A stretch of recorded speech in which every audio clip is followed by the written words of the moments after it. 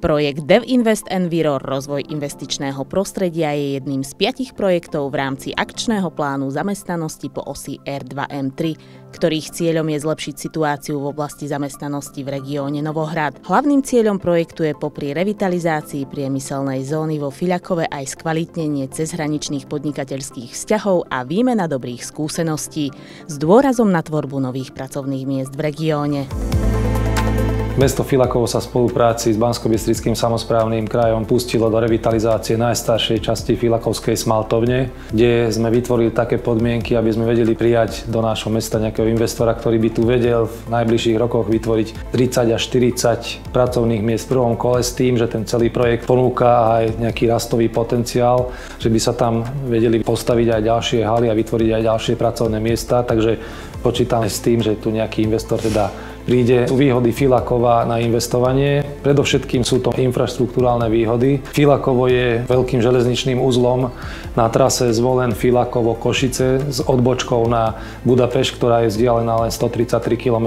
Takisto sa nám aj od juhu, teda od Maďarska, ako aj zo severnejších častí Slovenska blížia štvorprúdové cesty. Najbližšie napojenie v Maďarsku je v župnom meste Šalgotarian, 25 km od nás, a na sever za Lučencom pri Tomášovciach 22 km. To znamená, že budeme už dobre napojení na cestnú infraštruktúru.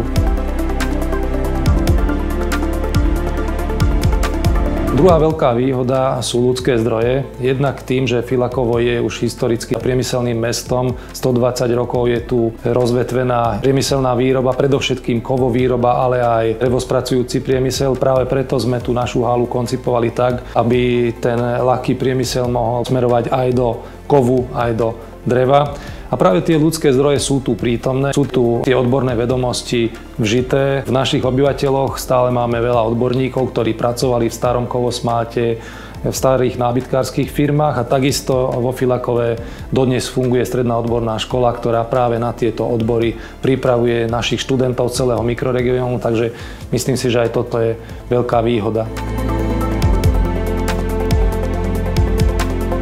V rámci investičnej akcie sa nám podarilo ako v bývalom areáli kovosmátu revitalizovať areál na ploche približne 1,8 hektára. V rámci tejto akcie sme postavili jednu administratívnu budovu a k tomu skladové priestory.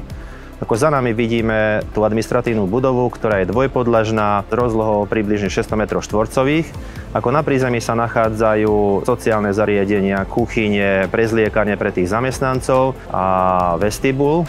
Na druhom poschodí sa nachádzajú kancelárske priestory, archívne priestory a ostatné sociálne bloky, ktoré slúžia pre administratívnu časť. V zadnej časti sa nachádza skladová hala, ktorá môže byť použitá ako samostatný sklad, alebo je projektovaná ako aj výrobná hala. V rámci areálu bolo potrebné vybudovať všetky súvisiace inžinierské siete. Táto lokalita bola vybudovaná potrebnými infraštruktúrami. Z tohto dôvodu bolo potrebné riešiť aj napojenie do siete stredoslovenskej elektrárne. V rámci tohto bolo nutné vybudovať samostatnú trafostanicu so spínacou skriňou.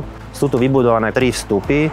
Ako prvý vstup je pre samostatných zamestnancov, druhý vstup je pre pracujúcich, ktorí robia v rámci administratívnej časti, a tretí vstup bude fungovať pre nákladnú dopravu.